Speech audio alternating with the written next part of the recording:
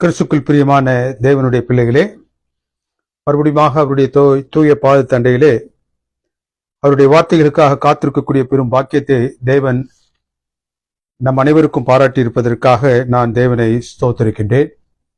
இந்த நாளிலும் அவருடைய தூய சமூகத்தில் அமர்ந்து நாம் காத்திருக்கக்கூடிய இந்த மணித்துளிகள் ஆவிக்குரிய நிலையில் நமக்கு மிகவும் பிரயோஜனமாக இருக்கும்படியாக நம்முடைய சிரங்களை தாழ்த்தி பரிசுத்த ஆவியானவரின் துணைக்காக சற்று நேரம் இறைஞ்சி நிற்போம். எங்களை அன்பாக நேசித்து வழிநடத்தும் பரிசுத்தமிக்க பரமபிதாவே, உம்முடைய தூய நாமம் எந்நாளும் மகிமைப்படுவதாக.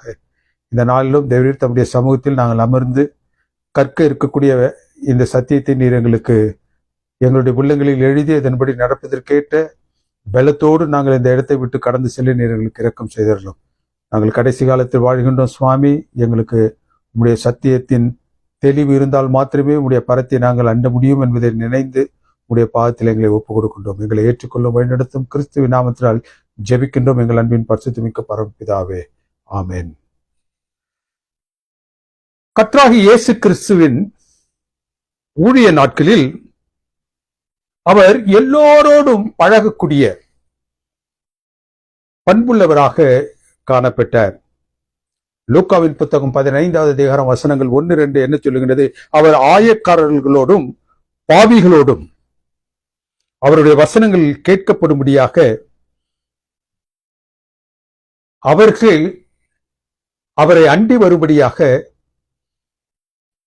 அந்நாட்களில் தன்னுடைய ஊழிய காலத்தில் அவர் காணப்பட்டார். கர்த்தராகிய இயேசு கிறிஸ்துவினால் எதிர்கொள்ளப்பட்ட ஒரு பெரிய குற்றச்சாட்டு, அவர் பாவிகளோடு அமர்ந்து அவர்களை ஏற்றுக்கொண்டு அவர்களோடு அவர் புசிக்கின்றார். சாப்பிடுதல் என்று சொல்லக்கூடியது யூத பாரம்பரியத்தில் ஒரு நெருக்கத்தை காட்டக்கூடிய ஒன்று. யோவான் கிறிஸ்துவை குறித்து பிரசங்கிக்கும் பொழுது, இதோ உலகத்தின் பாவத்தை சுமந்து தீர்க்கின்ற தேவ ஆட்டுக்குட்டி என்று மேசியாவை குறித்து அவன் பேசினான். அந்த யோவானே ஒருவரை கர்த்தராகிய இயேசு கிறிஸ்துவினிடத்திலே கிறிஸ்து பாவிகளோடும் ஆயக்காரர்களோடும் சகஜமாக பழகுவதை அவன் பார்த்து, நீர்தான் மேசியாவா அல்லது நாங்கள் வேறு ஒருவருக்காக காத்திருக்க வேண்டுமா என்று கேட்டான். அவ்வளவு தூரத்திற்கு அவரது நெருக்கம் பாவிகளோடும் ஆயக்காரர்களோடும் காணப்பட்டது என்று வேதம் சொல்லுகின்றது. தேவனுக்கு பிரியமான தேவனுடைய பிள்ளைகளே, இந்த கூற்றை மெய்ப்பிக்கும்படியாகவும்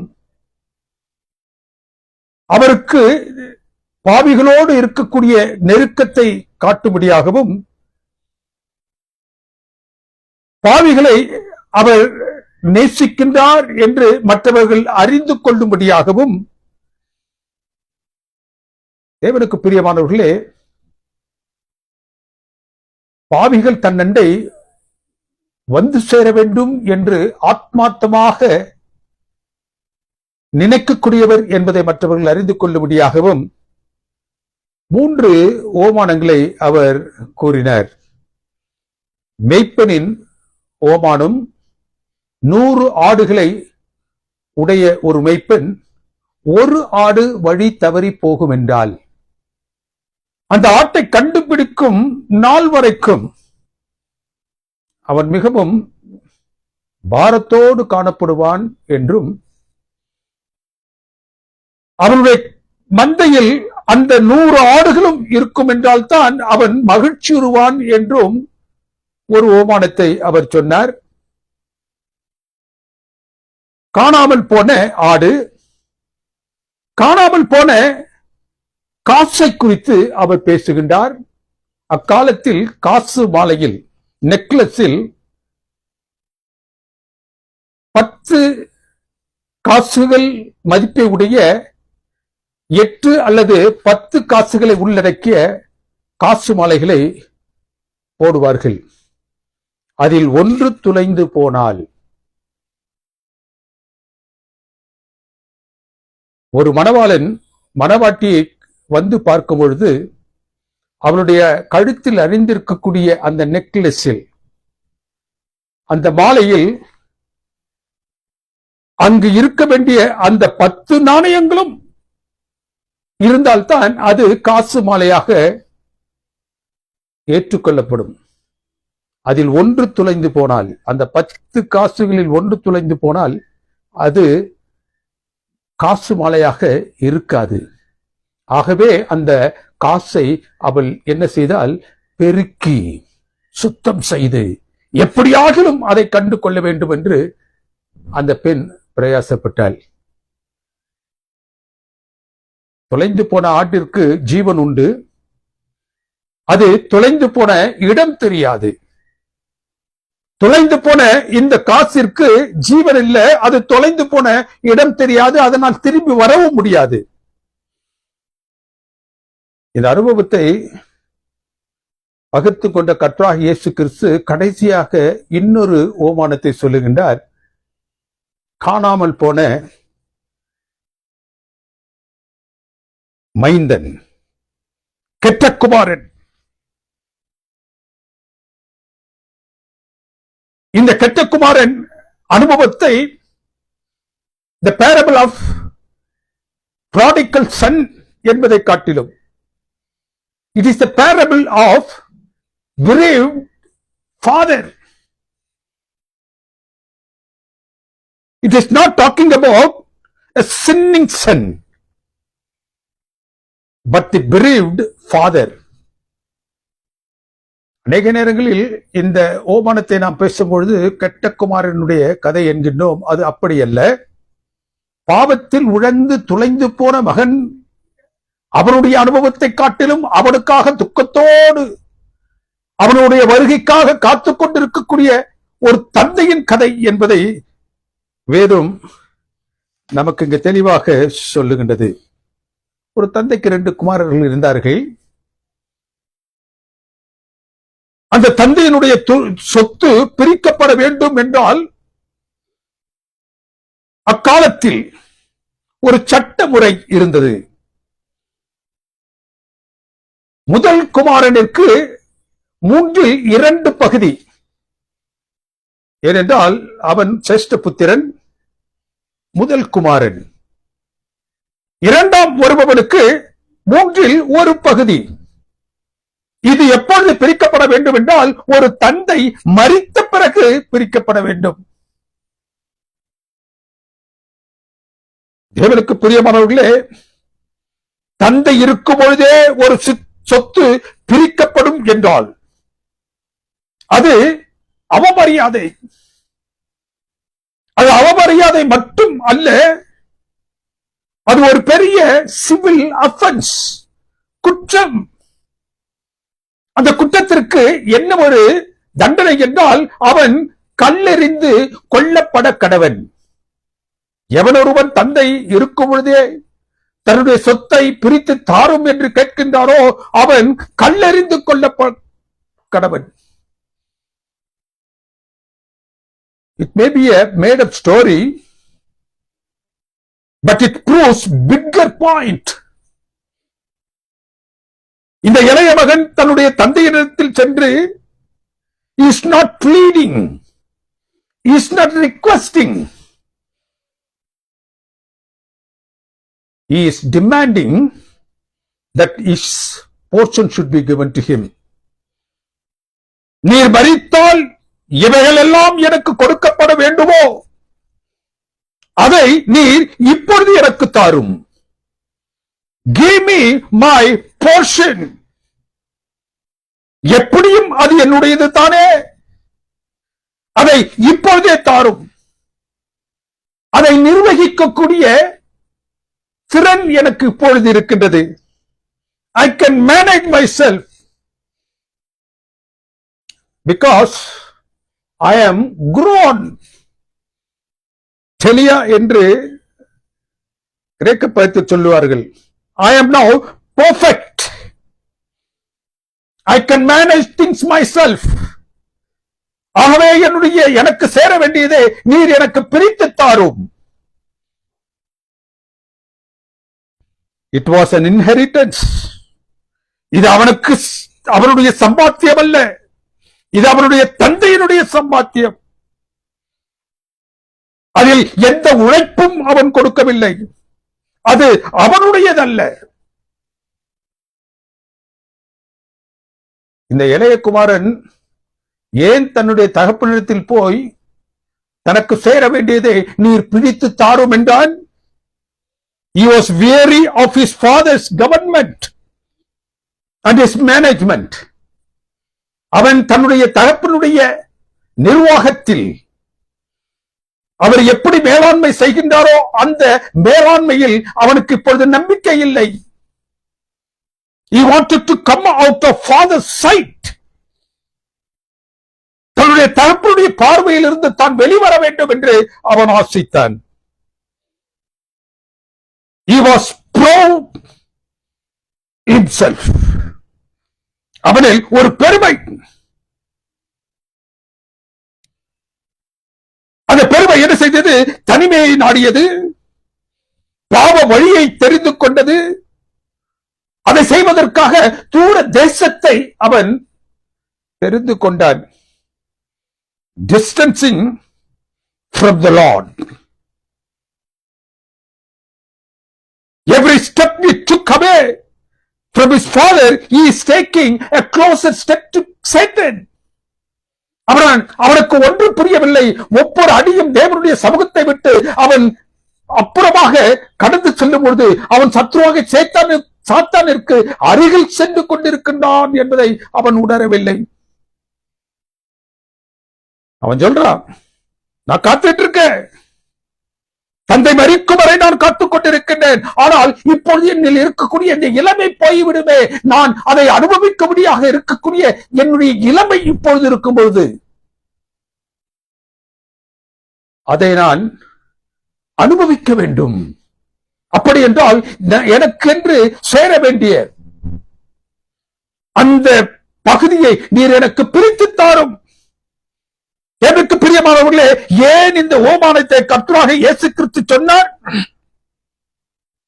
நாம் எப்படி தேவனை, நம்முடைய தந்தையாக இந்த தேவனை எப்படி பார்க்கின்றோம் என்பதை காட்டுவதற்கு. ஏன் இந்த இளைய மகன் தன் பங்கை கேட்கின்றான்? He had no love relationship with his own father. What the relationship that he had was transactional relationship. பரிவர்த்தன உறவு. எது என்னுடைய தகப்பனுடைய கரத்திலிருந்து எனக்கு பெற முடியுமோ அதை பெறுவதற்கான உறவு. It is like a ATM machine. Many of us serve God because we want to get things from him, not because of the love relationship. நாம் ஏன் தேவனை நேசிக்கின்றோம்? அவருடைய சமூகத்தை நாம் வாஞ்சிக்கின்றோம் என்றால் அவருடைய சமூகத்திலிருந்து பெறக்கூடிய நன்மைகளுக்காக. It is an obligatory love. இந்த வேதத்தின் பகுதி என்ன சொல்லுகின்றது? இந்த அனுபவத்தில் Father gives him his portion anyway. அவன் எந்த மனநிலையில் அதை கேட்டிருந்தாலும் சரி, பரவாயில்ல, இந்த எடுத்துக்கோ. தேவனுக்கு நாம் என்ன செய்ய போகின்றோம் என்று நன்றாக தெரியும். நாம் எதற்காக நாம் பெறக்கூடிய அந்த நன்மைகளை உபயோகிக்கப் போகின்றோம் என்பதும் தேவனுக்கு நன்றாக தெரியும். ஆதாமையும் தெரியும், ஏவாளையும் தெரியும், அவர்கள் செய்ய போகின்ற பாவத்தையும் அவருக்கு தெரியும். இருந்தாலும் கூட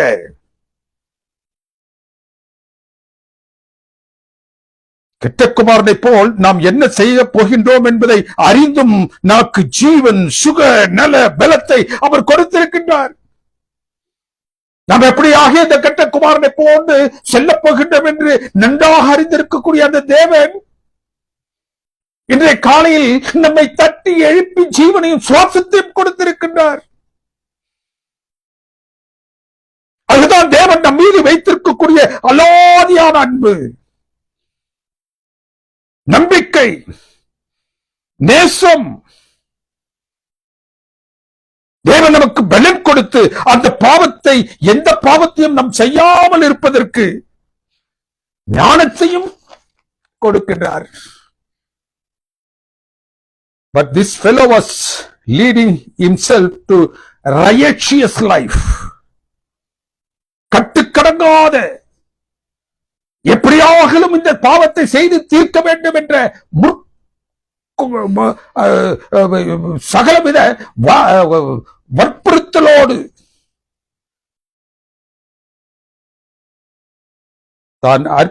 தன்னுடைய அற்ப தேவைகளை நிறைவேற்றுவதற்கு எதையும் செய்ய துணிந்தான். அதான் riotous life. கட்டுக்கடங்காம அவனுடைய உள்ளத்தில் இருக்கக்கூடிய வாஞ்சை, எப்படியாவது அதை செய்து தீர்க்க வேண்டும் என்ற ஒரு உணர்வு. அவனது பாவ நிலை அவனை அழிக்கக்கூடிய நிலை என்பதை அவன் உணரவில்லை. The sinful state is spending state, not earning state. அந்த அதிகாரத்தில் 13வது வசனம் என்ன சொல்லுகின்றது? லூக்காவின் புத்தகம் 15வது அதிகாரத்தில், he wasted his substance in a little time. அவன் எவற்றையெல்லாம் தனக்கு சேர வேண்டுமோ அவற்றையெல்லாம் தன்னுடைய தந்தையினிடத்தில் பிரித்து அவற்றை தன்னுடைய கரத்தில் ஏந்தியவனாக தான் செல்ல வேண்டிய பாதையில், தனக்கு இஷ்டமான பாதையில் சென்று கொண்டிருக்கும் பொழுது, he was only spending all his money. அவன் தன்னுடைய கரத்தில் வைத்திருக்கக்கூடிய அனைத்து சம்பத்தையும் பணத்தையும் அவன் செலவழிக்கத்தான் செய்தான். 13வது வசனம் சொல்லுது, he wasted his substance in a little time. சொற்ப நாட்களில் அவன் கொண்டு வந்த அந்த முழு பணத்தையும் அவன் தீர்த்து போட்டான். இரண்டாவது பாவ நிலை என்ன? தேவைக்கு ஏங்க வச்சிரும் பாவநிலை. 14வது வசனம் என்ன சொல்லுகின்றது? willful waste brings awful want. இந்த பாவ நிலை என்ன செய்யுமா? ஒரு பஞ்சத்தின் நிலையை நமக்கு கொண்டு வந்துரும். பஞ்சத்தின் நிலை.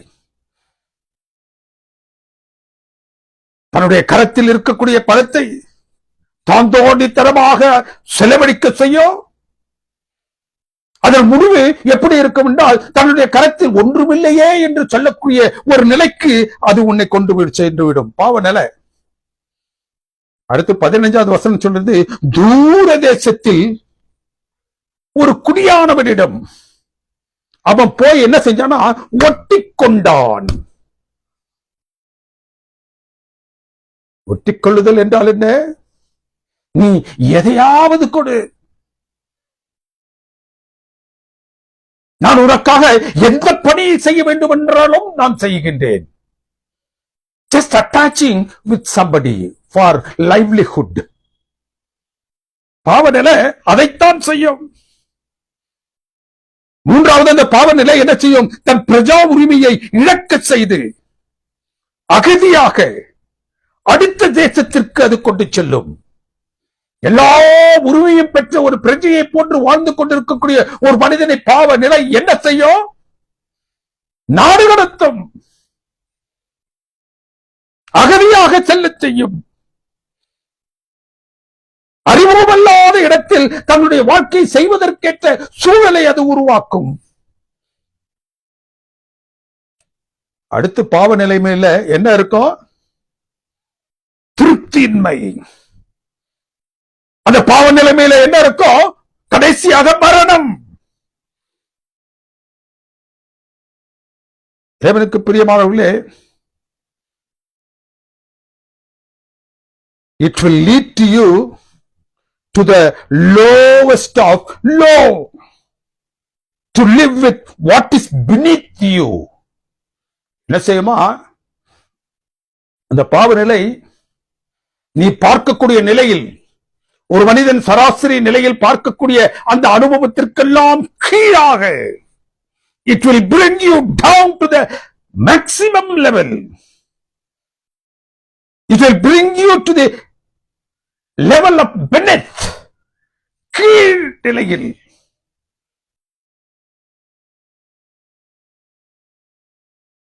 கடைசியாக அது என்ன செய்யுமா?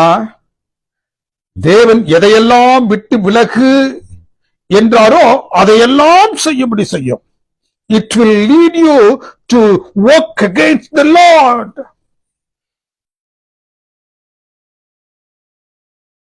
Now he is in Pikpin.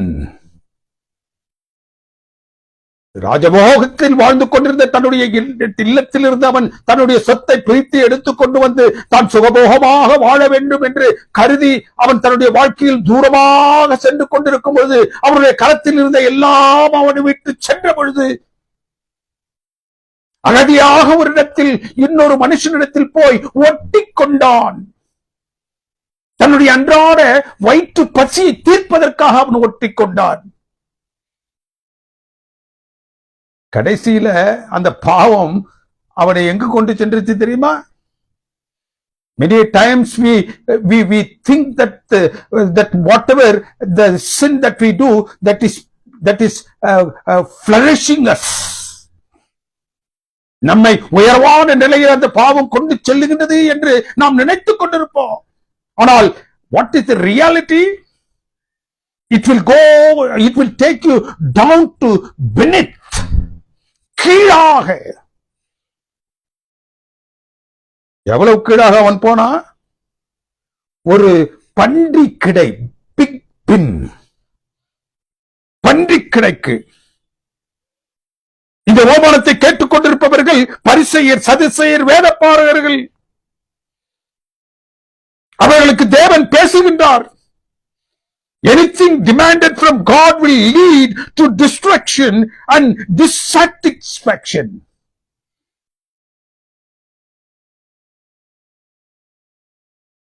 தேவனுக்கு பிரியமானவர்களே, தேவனுடைய சமூகத்தில் இருந்து நம்ம இதையெல்லாம் டிமாண்டிங்ல பெற்றுக் கொள்ளுகின்றோமோ, that will lead you to destruction and dissatisfaction.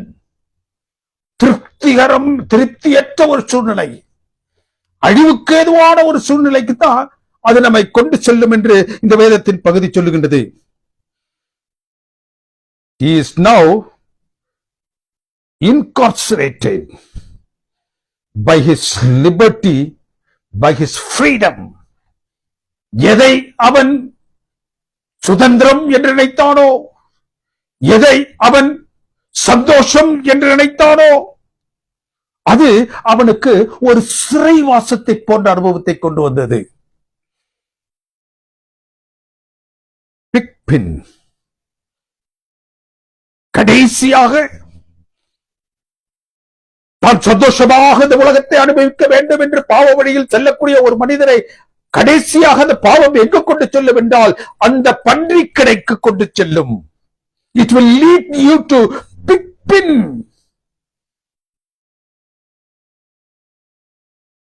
இந்த பிக்பின் தான், இந்த பன்றி கிடைத்தான். பரலோகம் எதுக்கு அதை உபயோகிக்கின்றது தெரியுமா? தேவன் நம்மை புத்தி தெளிய தெரிந்து கொள்ளக்கூடிய இடம் அதுதான். புத்தி தெளிவதற்கு தேவன் தெரிந்து கொள்ளக்கூடிய ஒரு இடம் எதுவென்றால் அந்த பன்றி கிடை அனுபவம் தான். Satan will make you land there. பாவம் அல்லது sin will make you land there. அந்த இடத்தில் கொண்டுதான் அது அந்த பாவம் உங்களை நிறுத்தும். That's the point sin will lead you to. இன்னொரு காரியம் என்ன என்றால், that's the point God will take you from. அந்த அனுபவத்திற்குள்ளாக நீங்கள் கடந்து செல்வதற்கும் பொழுதுதான் இங்கு பரமும் உங்களை அந்த இடத்திலிருந்து எடுக்க. ஆக இந்த பிக் பாயிண்ட், இந்த பிக் பின் என்று சொல்லக்கூடிய பன்றி கிடை தேவனுக்கு பிரியமானவர்களே பாவம் நீங்கள் சந்தோஷத்தை உங்களுக்கு கொடுக்கும் என்று நினைத்து பாவத்திற்கு போனீங்கன்னா அந்த பன்றி கடைக்கு தான் கொண்டு நிறுத்தோம். பரலோகம் உங்களை தேடி வர வேண்டும் என்றால் அந்த இடத்துக்கு தான் தேடி வந்து உங்களை வெளியில் கொண்டு வர வேண்டும் என்றால் அந்த பன்றி கடையிலிருந்து தான் வெளியே கொண்டு வரும். நாட்ட முடிய இடம் அதுவும் நாரும் மற்றவர்களையும் நார செய்யும். பண்டிக்கடை பாவ உணர்வை மட்டுப்படுத்தி தன்னுடைய நிலையை விலக்கி மனம் திரும்புதலுக்கு ஏதுவாக அந்த கெட்ட குமாரனை வழி நடத்திச்சு. அவன் எவ்வளவு தூரத்திற்கு தேவனுடைய சமூகத்தை விட்டு பிரிந்து சென்றான் என்ற அந்த தூரத்தை அவனுக்கு காண்பித்தது. எவ்வளவு உயர்வாக இருந்தவன் இப்பொழுது எவ்வளவு தாழ்வான நிலைக்கு சென்று விட்டான் என்பதை அவனுக்கு அந்த பன்றி கிடைத்தான் சுட்டிக்காட்டியது. பாவத்தினுடைய விளைவு அந்த தகப்பனிடத்தில் அவனுக்கு இருந்த அந்த மேன்மை, தகப்பனிடத்தில் அவனுக்கு இருந்த உரிமை, தகப்பனிடத்தில் இருந்த அன்பு எவ்வளவு தூரத்திற்கு அதை வித்தியாசப்படுத்தி காட்ட முடியுமோ அந்த பண்டிகை அதை வித்தியாசப்படுத்தி காட்டியது. The picking is needed in all our lives. It's a point of realization. It's a point of repentance. புத்தியை தெரிவிக்கக்கூடிய ஒரு இடம்.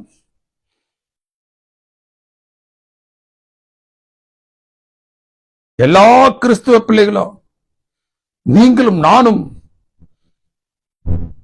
கடந்து வர வேண்டும் என்று தேவன் ஆசிக்கக்கூடிய இடம். If we are following the sin, இந்த உலகத்தின் ஆசாபாசங்களுக்கு அடுத்த நிலையில் நாங்கள் கடந்து செல்ல வேண்டும் என்று தேவனுடைய சமூகத்தை விட்டு பிரிந்து செல்லக்கூடியவர்கள் கடந்து செல்லக்கூடிய ஒரு பாதையாக, கடந்து செல்லக்கூடிய ஒரு இடமாக பரலோகம் இந்த அனுபவத்தை நமக்கு சொல்லுகின்றது. தேவனுக்கு பிரியமானவர்களே, God taught him a lesson from where every Jew was prohibited. யூதர்கள் மிகவும் அதிகமாக வெறுத்த ஒரு மிருகம், விலங்கு எது என்றால் பன்றி. யூதர்கள் ஒரு இடத்தை காண்பதற்கு அருவருக்கக்கூடிய ஒரு இடம் என்னவென்றால் பன்றிகள் வளர்க்கக்கூடிய இடம். But this prodigal son was incarcerated only in that place, only in that point. His financial status, his financial disaster is followed by natural disaster. அவன் கையில ஒரு காசு இல்ல, எல்லாவற்றையும் அவன் அழித்து போட்டான். அவனுடைய அந்த கரத்தில் இருக்கக்கூடிய அந்த பொருளாதார நிலை மிகவும் சுருங்கி போன நிலையில் அவன் இருக்கும் பொழுது இப்போது பஞ்சமும் சேர்ந்து கொண்டது. நாட்டில் பஞ்சம், புசிப்பதற்கு ஒன்றுமில்லை.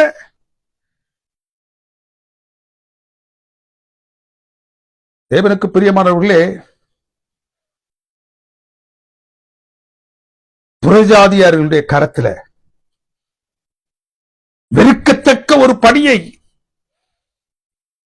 பாவம் என்று நினைக்கக்கூடிய நிலையில் இருக்கக்கூடிய ஒரு வேலையை அவனை செய்யும்படியாக செய்தது. அந்த பஞ்சமும் அவனுடைய கையில் இராத காசும். வெறுக்கத்தக்க புறஜாதியர், அருவருக்கத்தக்க மிருகம், அதோடு அமர்ந்து உணவு உண்பது. இப்பொழுதுதான் அவனுடைய நிலை என்ன என்பதை வேதம் பேசுகின்றது. Bible says he came to himself, which means he was not himself when he left the presence of God. அவன் தன்னைத்தான் இப்போது அறிந்தான், உணர்ந்தான். அந்த தன்னறிவு, தன்னை உணரக்கூடிய அந்த உணர்வு அவனுடைய இல்லத்தில் இருக்கும் பொழுது வரவில்லை.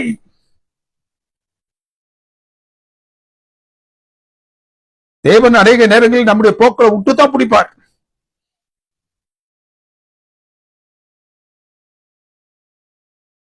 பாவம் இன்னது என்றும் தேவன் யார் என்பதையும் நாம் அறிந்து கொள்ள வேண்டும் என்றால் He will leave us free.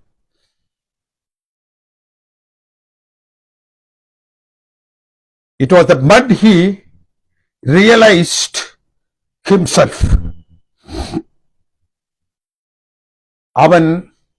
அவனிலிருந்த தூசி, மண் அவனுக்கு அவனுடைய நிலையை இப்பொழுது உணர்த்தி சொல்லிற்று. Why mud? ஏன் அந்த தூசு, ஏன் அந்த மண்? எங்கிருந்து அவன் எடுக்கப்பட்டான் என்பதை அவனை உணரச் செய்தது. மனிதன் தன் பாவத்தால் மண்ணுக்கு திரும்பும் பொழுது எந்த மண்ணிலிருந்து அவனை உருவாக்கினாரோ அதே மண்ணிலிருந்து அவனை இப்போது ரீகிரியேட் பண்ணுகிறார். எந்த மண்ணிலிருந்து அவன் எடுக்கப்பட்டாரோ அந்த மண்ணு அந்த தூசி படித்த நிலையில் இருக்கும் பொழுது அவனை மறுபடியும் அவனை என்ன செய்யறாரு? He creates him new. He recreates him. அவரால் மாத்திரமே அதை செய்ய முடியும் என்பதை இந்த அனுபவத்தின் மூலமாக அவர் பேசுகின்றார். அவர் நம்மை எந்த மட் சிச்சுவேஷனில் இருந்து வெளியில் கொண்டு வர முடியும்? எந்த விதமான அந்த மட் சிச்சுவேஷனில் இருந்து நம்மை வெளியே கொண்டு வர முடியும்? எவ்வளவு தூரத்திற்கு நீ புழுதி படைந்து இருந்தவனாலும் சரி, எவ்வளவு தூரத்திற்கு மண் படித்தவனாக இருந்தாலும் சரி, கர்த்தராகிய இயேசு கிறிஸ்து மாத்திரம்தான் நம்மை அந்த சிச்சுவேஷனில் இருந்து, மண் சிச்சுவேஷனில் இருந்து வெளியில் கொண்டு வர முடியும். How he is doing it? By applying his blood to mud. அவர் தன்னுடைய இரத்தத்தை அந்த மண்ணுக்கு மண்ணாக, புழுதிக்கு புழுதியாக, பாவத்தின் நிமித்தமாக போகக்கூடிய ஒரு மனிதனை தன்னுடைய இரத்தத்தின் மூலமாக அவரால் மாத்திரம் வெளியில் கொண்டு வர முடியும் என்பதை சொல்லுகின்றது. He came to himself. அவன் தன்னுடைய சுய நினைவுக்கு போது வருகின்றான், யோசித்து பார்க்கின்றான். இப்போது தான் அவருக்கு யோசனை வருகின்றது, சிந்திக்க ஆரம்பிக்கின்றான். எப்போது அவன் சிந்திக்க ஆரம்பிக்கின்றான்? தேவனுக்கு பிரியமானவர்களே, ஒரு பன்றி தான் அடிக்கப்படும்படியாக கொண்டு செல்லப்படும் பொழுது அதனுடைய 4 கால்களும் கட்டப்பட்டு அதற்கு இடையில ஒரு குச்சியை விட்டு அந்த பக்கத்தில் ஒருவரும் இந்த பக்கத்தில் ஒருவரும் சுமந்து கொண்டு செல்வார்கள் அதை அடிப்பதற்காக. அப்பொழுதுதான் அந்த பன்றி என்ன செய்யுமா? மேல பார்க்குவோம். அது வரைக்கும் அந்த பண்டிகையினுடைய சுவாபம் கீழே தான் பார்த்துக் கொண்டிருக்கும், இந்த மண்ணைத்தான் பார்த்துக் கொண்டிருக்கும், இதில் உள்ள பாவங்களைத்தான் பார்த்துக் கொண்டிருக்கும். எப்பொழுது அது தேவனை பார்க்கும்? அது அடிக்கப்படும் சூழலில் கொண்டு செல்லப்படும் பொழுது அதுவரை அது தன்னுடைய தலையை நிமிர்ந்து பார்க்காது. தேவனுக்கு பிரியமானவர்களே, எத்தனை பேர் தன் தகப்பன் வீட்டில் சுதந்திரமாக உண்டு கழிக்கின்றார்கள் என்பதை அவன் எப்பொழுது தான் யோசித்து பார்க்கின்றான். Sitting in dining table with spread food. தன்னுடைய தகப்பனுடைய வீட்டில் பெரிய மேஜையில் வகவகையாக வைக்கப்பட்டிருக்கக்கூடிய அந்த உணவு பண்டங்களை அவன் யோசித்து பார்க்கிறான். நான் இங்கு இந்த பன்றி தவிட்டிற்கு எங்கி தவிக்கின்றேனே.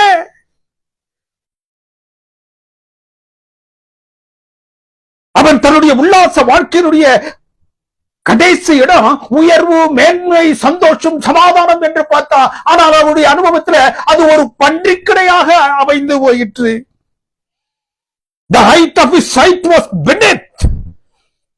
அவனுடைய உலகத்தை பார்த்த பார்வை தேவனுக்கு பிரியமானவர்களே அவனை கீழ்முகமாக கொண்டு சென்றது.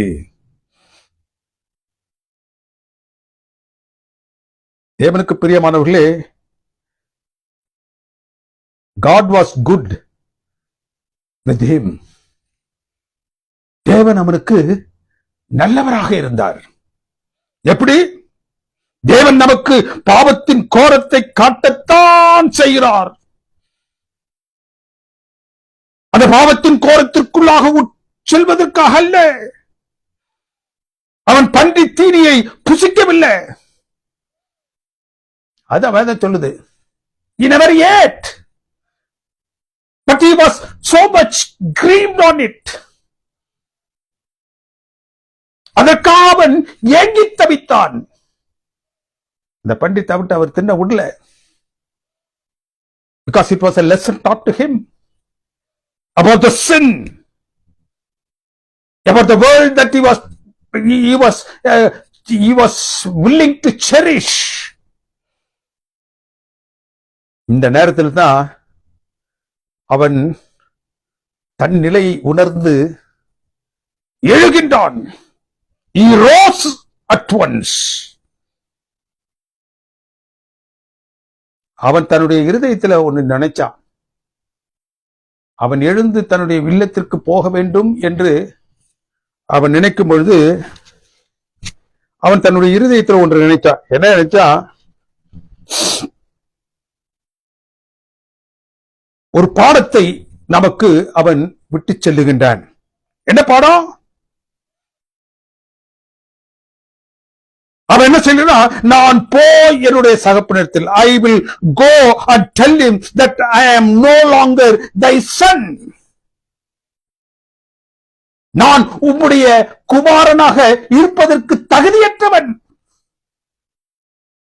And therefore you take me as your hired servant. He took the right direction to walk toward, but with his wrong decision, with wrong attitude. தன்னுடைய தந்தையிடத்தில் போக வேண்டும் என்று அவன் எடுத்துக்கொண்ட தீர்மானம் நல்ல தீர்மானம். அவரை நோக்கி செல்ல வேண்டும் என்று அவன் தெரிந்து கொண்ட திசை நல்ல திசை. ஆனால் அவனில் இருந்த அந்த ஆட்டிடியூட் என்ன அடிப்படையில் அவன் அங்கு செல்கின்றான் என்பதில் அவன் என்ன செஞ்சான்? தவறு செய்தான். அவன் சென்ற வழி சரியானது, நோக்கம் தவறானது. அவன் தன்னை வேலைக்காரர்களில் ஒருவனாக தன்னை வைத்து பார்க்க முடியும் என்று அவன் நினைச்சான். If at all I go home, I can only be treated as one of the servants. அப்படித்தான் நினைச்சான் போறான். அப்படிதான் நினைச்சான் போறான். அவனால் அவனை வேலைக்காரனாக பார்க்க முடிந்ததே தவிர வேறு எப்படியும் பார்க்க முடியவில்லை. Because he was that much sinful. என் பாவத்தை, அவன் தன்னுடைய பாவத்தை உணர்ந்தவனாக அவனை செய்றான். I must go join my father as a servant. I must work for him. இனி நான் அவருடைய பிள்ளையாக இருக்க வேண்டும் என்றால் நான் என்ன செய்ய போகின்றேன்? அதற்காக நான் I am going to work.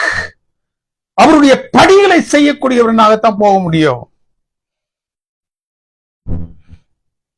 அவன் செய்த பாவத்திற்கான பரிகாரம், அந்த பரிகாரம் என்னவென்னா, அவன் செய்த பாவத்திற்காக தன்னை ஒரு வேலைக்காரனாக அங்கு கொண்டு சென்று வேலை செய்து அவனுடைய பாவத்தை என்ன செய்ய போறான்? கழித்துக் கொள்ளப் போகின்றான் என்ற நிலையில் அவன் அங்கு செல்லுகின்றான். Salvation by work. I must be accepted by God. For that I will serve for him, work for him.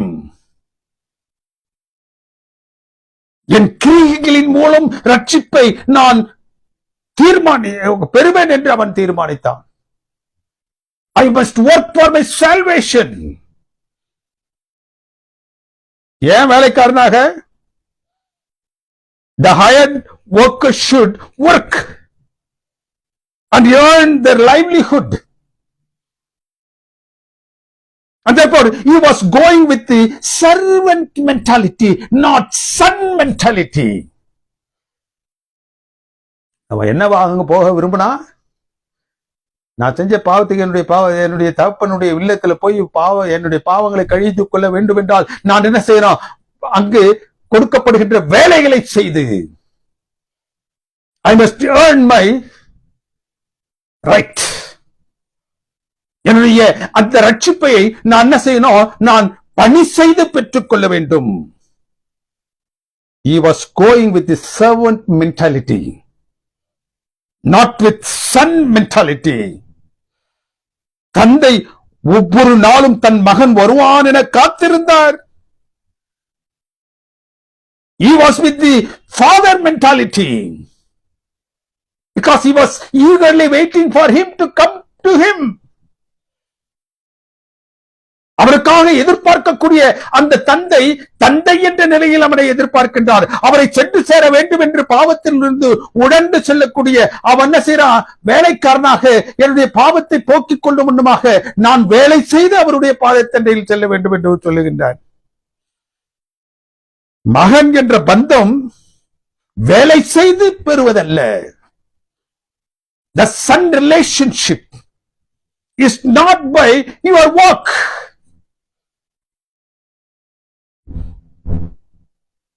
I don't have to work and impress him. அவன் என்ன செய்யறா? தன்னுடைய தந்தையின் பிரசனத்தை அவன் நாடுவதற்கு, தன்னை மறுபடியும் அவர் சேர்த்துக் கொள்ள வேண்டும், மகனாக சேர்த்துக் கொள்ள வேண்டும் என்பதற்காக அவன் என்ன செய்யறான்? தன்னுடைய மகன் என்று சொல்லக்கூடிய அந்த நிலையில் இருந்து தாழ்ந்து அவன் தன்னை வேலைக்காரனாக, he wants to earn his salvation, his sonship.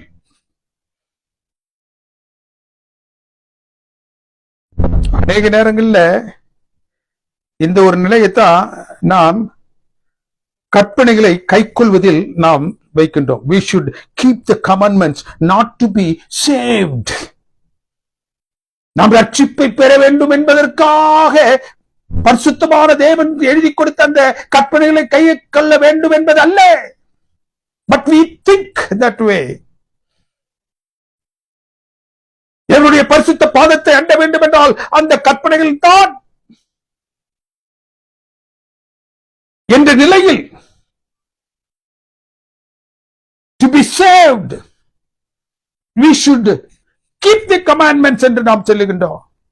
ஆனா வேதம் என்ன சொல்லுகின்றது? வேறு விதமாக. Why should we keep the commandments? To show that we love God. நாம் தேவனில் அன்பு கூறுகின்றோம் என்பதை சொல்லுவதற்காக. எவன் ஒருவன் என்னில் அன்பு கூறுகின்றானோ அவன் கற்பனைகளை கைக்கொள்ள வேண்டும் என்று வேதம் சொல்லுகின்றது.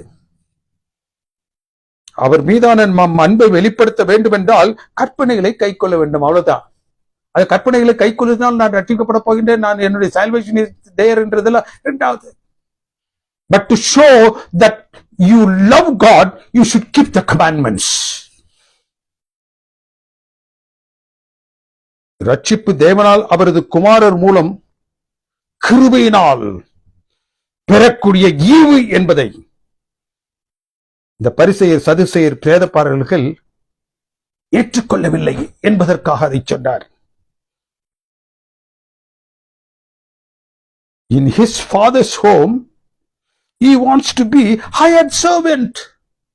அவனுடைய சொந்த தகப்பனுடைய வீட்டில அவன் ஒரு வேலைக்காரனாக செல்ல வேண்டும் என்று அவன் தீர்மானித்தான்.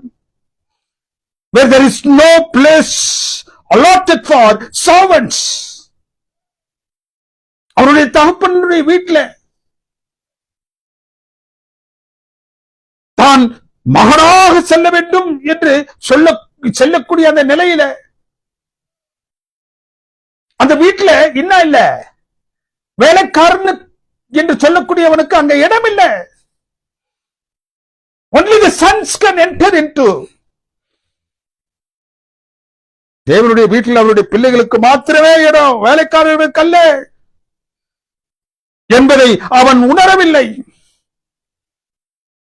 நாம் தேவனுடைய பிள்ளைகள் என்ற பந்தம் நம் செயல்பாட்டில் பெறுவதில்லை, தேவனால் நமக்கு ஈவாக கொடுக்கப்படுவது. நாம் திரும்பி செல்லும் வரை மேஜையில் அவரோடு பந்தி அமரும் இடம் என்ன செய்யப்படுமா? வேதத்தில் என்ன சொல்கிறது? காலியாக இருக்கும். நாம் திரும்பி தேவனுடைய சமூகத்தில் செல்லும் வரை it will be kept vacant. Nobody can sit in my place. It is not for those who believe in salvation by work.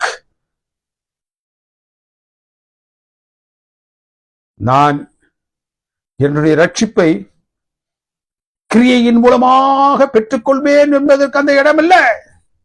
It is allotted for children of God, for only the sons. தேவன் நமக்கு வைத்திருக்கக்கூடிய இடத்தை ஒருவரும் பிடுங்கிவிட முடியாது. எனவே தான் சாத்தான் என்ன செய்யறான்? அவன் இந்த கட்டக்குமாரன் எழுந்து தன்னுடைய தகப்பனிடத்தில் போக வேண்டும் என்று ஆசித்து செல்லும் போது அவனால் தடுக்க முடியவில்லை. சாத்தானால் அவனை தடுக்க முடியவில்லை. அவன் மனதில் சர்வன்ட் மென்டாலிட்டியை விதைச்சிடறான். தடுக்கல, ஆனால் அதற்கு பதிலாக அவன் அந்த கட்டக்குமாரனுடைய மனசில் என்ன செய்யறான்? ஒரு வேலைக்காரன் என்று சொல்லக்கூடிய சிந்தையை அவனில் வைத்து விடுகின்றான். You can go to your father only as a servant. You cannot claim your sonship. நீ மகனாக அங்கு செல்ல முடியாது. நீ போனா அவருக்கு வேலைக்காரனா தான் இருக்கணும். இந்த அவமானத்திலிருந்து பரம் நமக்கு சொல்ல விரும்பக்கூடிய இறையியல் தாக்கம் என்ன? தேவனின் பாவங்களை மாத்திரம் கணக்கில் கொள்பவர் அல்ல. அந்த பாவங்களை நமக்கு என்ன செய்யறாரா? நம்மை விட்டு தூரமாக விலக்கி போடுகின்றார். He blocks out. தகப்பன் மாடியில் இருந்து அவன் சென்ற திசையை நோக்கி அவன் என்று சென்றானோ அந்த நாள் முதற்கொண்டு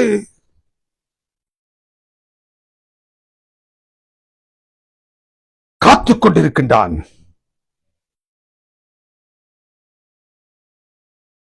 தேவனுக்கு பிரியமானவர்களே, இந்த தகப்பனுடைய சிந்தை இந்த குமாரனுக்கு இருந்திருக்கும் என்றால் அவன் என்ன செஞ்சிருக்க மாட்டான்?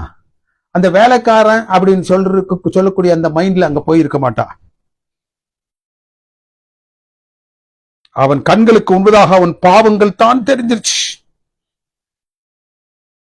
தந்தையின் மன்னிக்கும் மனம் தெரியவில்லை அவனுக்கு. அப்படி தந்தையினுடைய மன்னிக்கும் மனம் தெரிஞ்சிருந்தா அவன் தன்னை வேலைக்காரனாக அங்கு என்ன செஞ்சிருக்க மாட்டான்? சென்றிருக்க மாட்டான்.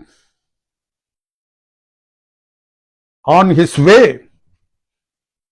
way home, அவன் இந்த சர்வன்ட் மென்டாலிட்டியோட நான் வேலைக்காரராகாவது நான் அங்கு சென்று சேர வேண்டும் என்ற ஒரு சிந்தையில் அவன் சென்று கொண்டிருக்கும் பொழுது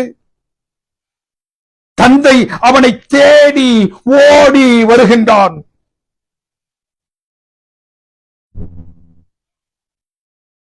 அவன் மகன் தந்தை என்ற உறவை அந்த தந்தை மறக்கவில்லை. He comes to son as he was. எப்படியாகிய தன்னுடைய குமாரன் மகன் அழுக்காகவும் கந்தையாகவும் புழுதியாகவும் பாவியாகவும் அவன் வந்து நின்றானோ அந்த நிலையில்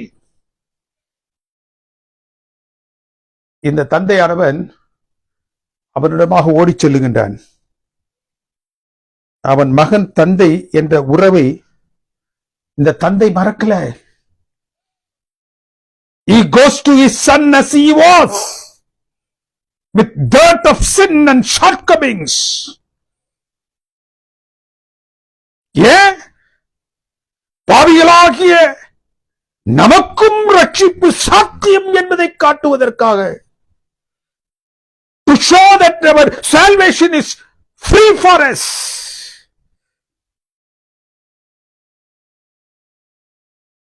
நாம் பர்ஃபெக்ட் ஆளாக மாறின பிறகு அவர் நம்மை சந்திப்பார் என்று பரலோகம் நினைச்சிருந்தா, நாம் நினைச்சிருந்தா ஒருத்தர் கூட என்ன செய்ய முடியாது, பரலோகத்திற்கு போக முடியாது. He has come to seek the lost. யாரெல்லாம் பாவத்தின் நிமித்தமாக வழிக்கு விலகி கெட்டு போனார்களோ அவர்களை சந்திக்கும்படியாக அவர் வந்தார். எல்லோரும் பாவம் செய்து தேவ மகிமையற்றவர்களாய் நாம் இருக்கின்றோம். இந்த அனுபவம் என்ன சொல்லுகிறது?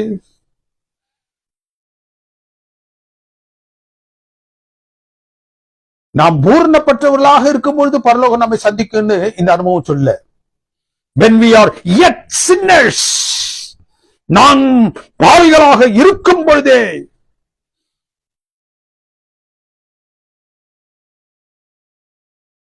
அனுபவப்படி சொல்கிறது. அவரிடத்தில் செல்லும்படியாக ஒரு தீர்மானத்தை எடுத்து அவரிடத்தில் செல்லும் பொழுது he meets us on the way. நாம் அவரை பார்க்கும்படியாக செல்லும் பொழுது, நாம் நம்முடைய பாவங்களை உணர்ந்து எப்படியாகலும் தேவனுடைய சமூகத்தில் அவருடைய பிள்ளையாக நாம் மாற வேண்டும், அவருடைய பிள்ளையாக ஏற்றுக்கொள்ளப்பட வேண்டும் என்று மனதோடு நாம் சென்று கொண்டிருக்கும் பொழுது அங்கு தந்தை என்ன செய்கிறார், தேவன் என்ன செய்கிறார், நம்மை சந்திக்கும்படியாக வருகின்றார். We meet with each other on the way. அவன் தூரத்தில் வரும்பொழுதே 20வது வசனம் என்ன சொல்லுகின்றது? தேரத்தில் அவனை கண்டு மனதுருகி ஓடி அவன் கருத்தை இழுக்க கட்டிக்கொண்டான். ஏன்? Why should the father hug him? அவருடைய கருத்தை அவன் ஏன் இறுக கட்டிக்கொள்ள வேண்டும்? He falls on his neck and kisses him, throws him arm around him. Why? அவனை அப்போதைய சட்டத்திலிருந்து மீட்கும்படியாக இந்த தந்தை செய்கின்றான். அவனை தண்டனையிலிருந்து விடுவிக்கும்படியாக.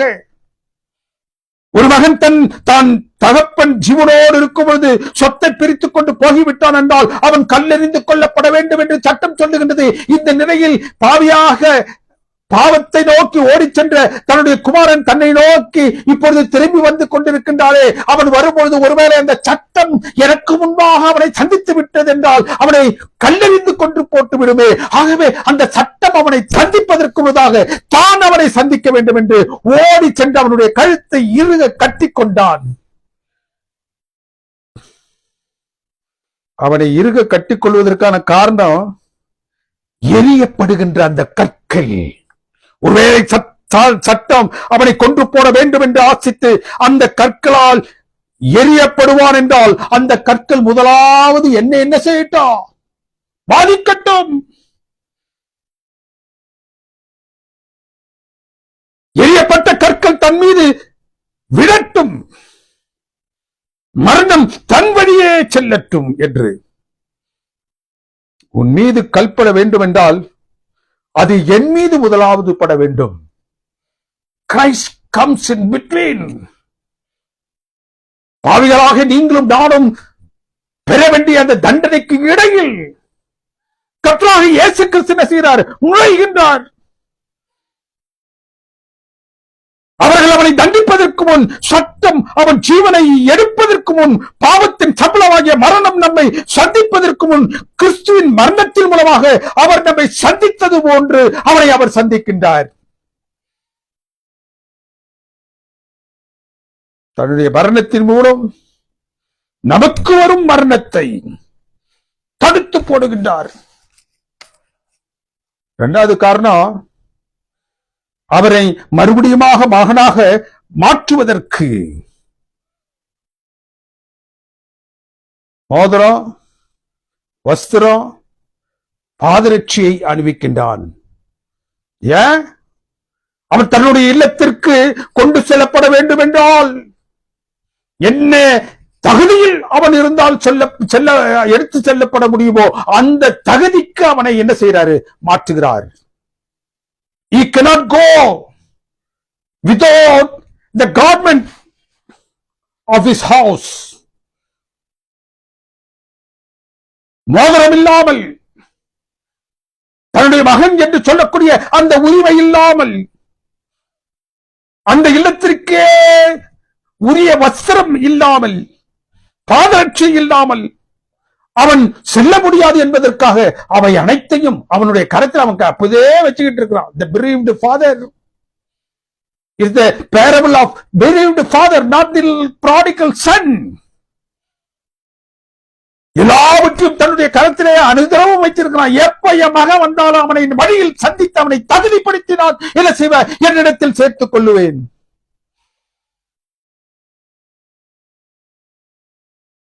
ஏன் அவன் அந்த தகுதிப்படுத்தி கொண்டு வரணும்னு நினைச்சாரு இந்த தகப்பன்?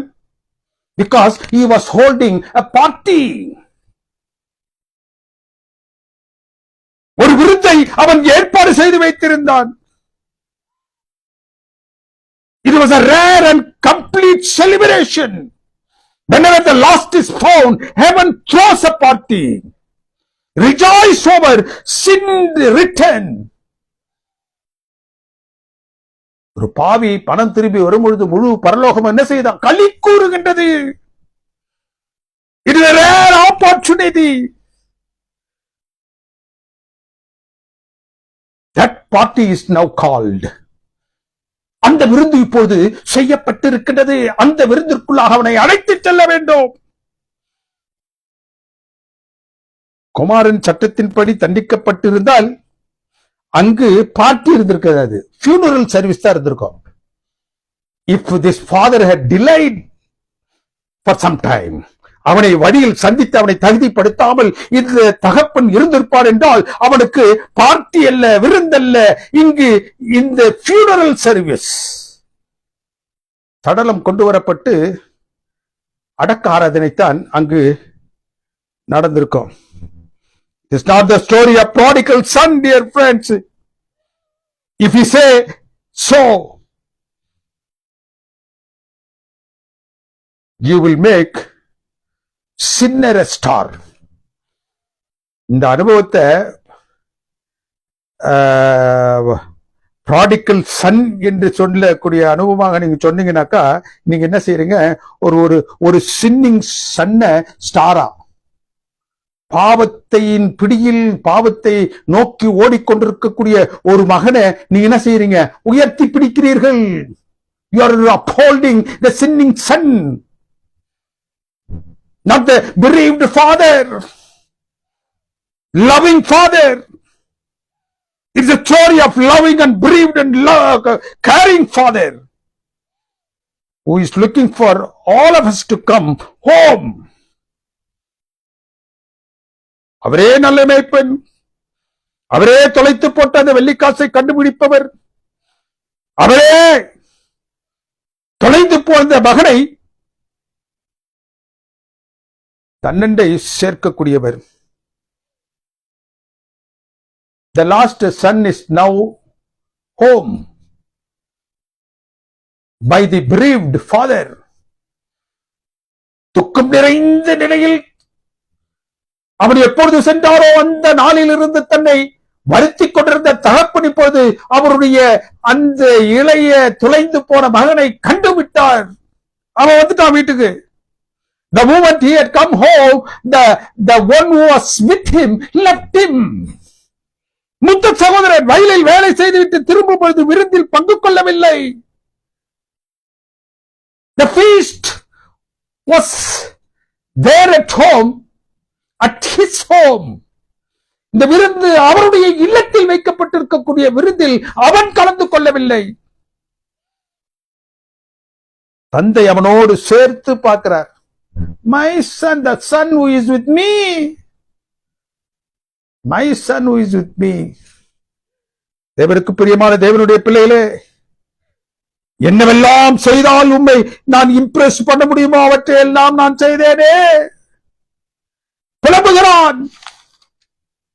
உம்முடைய எல்லா கட்டளைகளுக்கும் நான் கீழ்ப்படிந்து நடந்தேனே, எல்லாவற்றையும் செய்தேனே.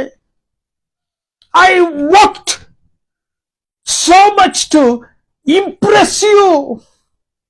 உம்மை ஈர்க்க வேண்டும் என்பதற்காக என்னவெல்லாம் நான் செய்ய வேண்டுமோ அவற்றையெல்லாம் நான் செய்தேனே. அவனோ தேவனை தன் வேலைகளின் மூலம் அடைய விரும்பினான். He was holding அவனுடைய கரத்தில் இருந்த கூற்று salvation by work. கிரியைகளின் மூலம் ரட்சிப்பு என்ற ஒன்றை அவன் தன்னுடைய கரத்தில் ஏந்தியவனாக தன்னுடைய தகப்பனுக்கு முன்பதாக காணப்பட்டான்.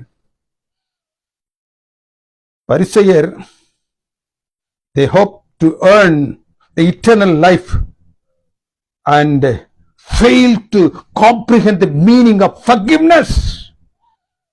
They fail to comprehend the God's grace.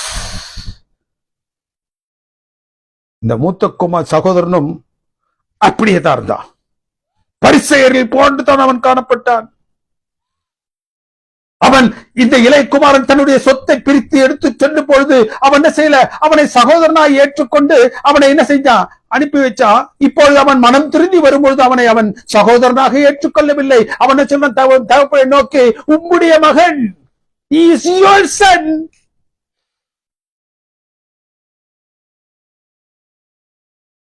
தேவனுக்கு பிரியமான தேவனுடைய பிள்ளைகளே, கெட்ட குமாரன் திரும்பி வரும்போது சாத்தான் ஏற்படுத்திய அந்த தாக்கம், servant attitude,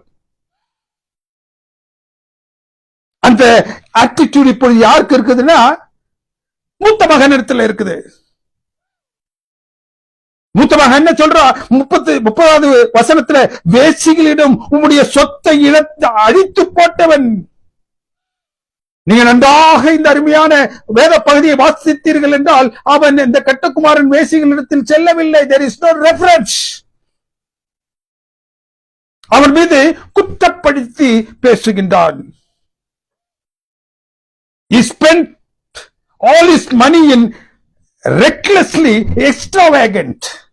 என்னென்ன வழிகளில் அதை செலவழிக்க முடியுமோ அதை செய்தா. அவன் அந்த வேசிகளோடு இருந்ததை வேதம் சொல்லவே இல்லை. But this man charges him.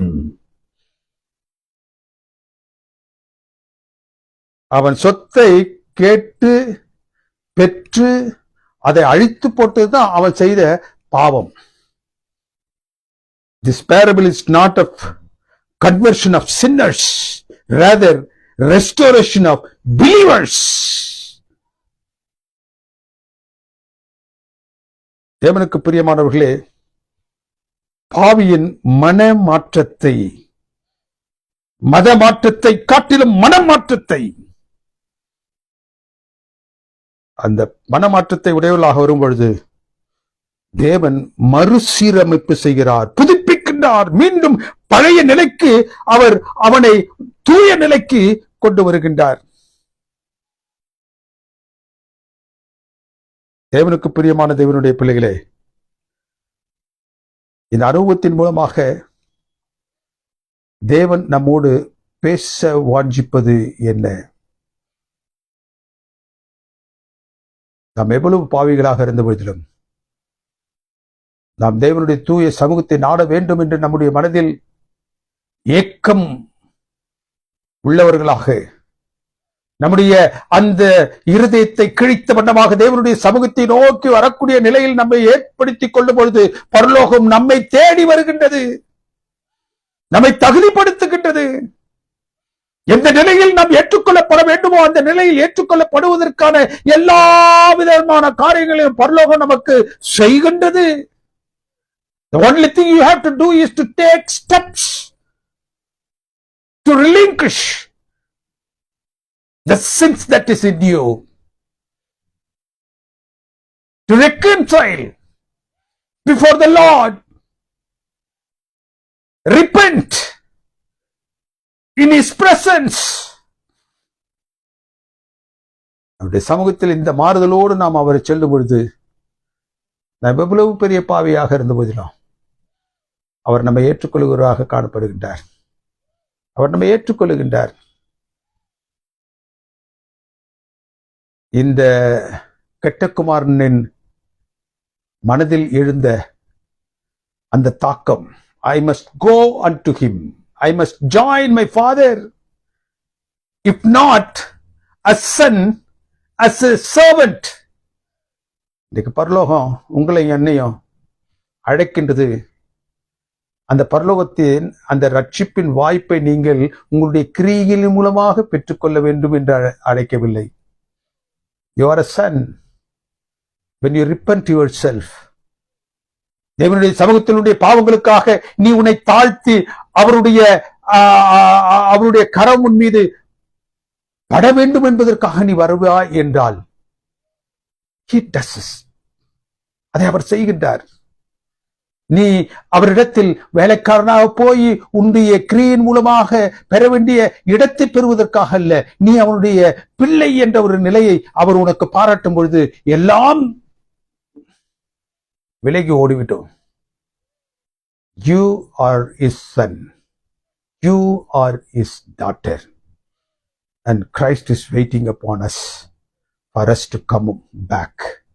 பாவம் என்பது இந்த உலகத்தில் சர்வசாதாரணமானது. அந்த பாவத்தை இந்த உலகத்தில் இருந்தபோது நன்றாக அறிந்த கர்த்தராகிய இயேசு கிறிஸ்து he has made a provision that you and me are going to be accepted through this experience. இந்த அனுபவம் எதற்கென்றால் பாவத்தை நோக்கி ஓடக்கூடிய நீங்களும் நானும் திரும்பி வரும்பொழுது அவர் ஏற்றுக்கொள்ளக்கூடிய தேவனாக இருக்கின்றார் என்பதை சொல்வதற்காக. அந்த தேவன் உங்களுக்காகவும் எனக்காகவும் காத்து கொண்டிருக்கிறார். அந்த தகப்பன், bereaved father, is the parable of bereaved father, not the prodigal son. அந்த தேவன் உங்களுக்காகவும் எனக்காகவும் துக்கத்தோடு பாரத்தோடு நாம் எப்பொழுது வருவோம் என்று அவர் வழிமேல் விழி வைத்து காத்து கொண்டிருக்கின்றார். நம்முடைய வருகை அவ்வளவு சந்தோஷத்தை அவருக்கு கொடுக்க போகின்றது. ஒரு பாவி மனம் திரும்புவதில் நிமித்தமாக முழு பரலோகமும் களி கூறுகிறது என்று வேதம் சொல்லுகின்றது. நீங்களும் நாம் நம்முடைய பாவத்தை உணர்ந்து அவருடைய சமூகத்தில் செல்லும் பொழுது முழு பரலோகமும் என்ன செய்கிறதா? களி கூறுகின்றது. அவர் ஏற்றுக்கொள்வதற்கு தன்னுடைய 2 கரங்களையும் அவர் நீட்டியவர்களாக உங்களுக்காகவும் எனக்காகவும் காத்து கொண்டிருக்கின்றார். தாமதியாது அவருடைய பரிசுத்த பாதத்தண்டை சேர்வோம்.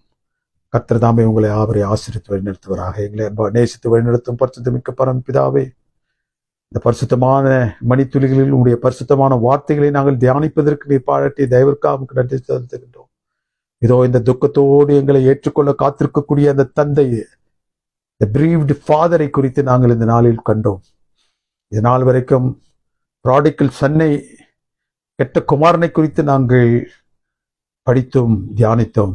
ஆனால் உம்மை தியானிக்க வேண்டும் என்பதற்காக நீர் பாராட்டக்கூடிய அந்த உன்னதமான ரட்சிப்பை நாங்கள் பெறுவதற்கு நீர் பாராட்டக்கூடிய அந்த கிருபைக்காக தயவிற்காக உண்மை நாங்கள் தெரிவிக்கின்றோம். உண்மை காண வேண்டும் என்பதற்காக தேவரே இந்த நாளில் எங்களை நாங்கள் ஒப்பு கொடுக்கணும் சுவாமி.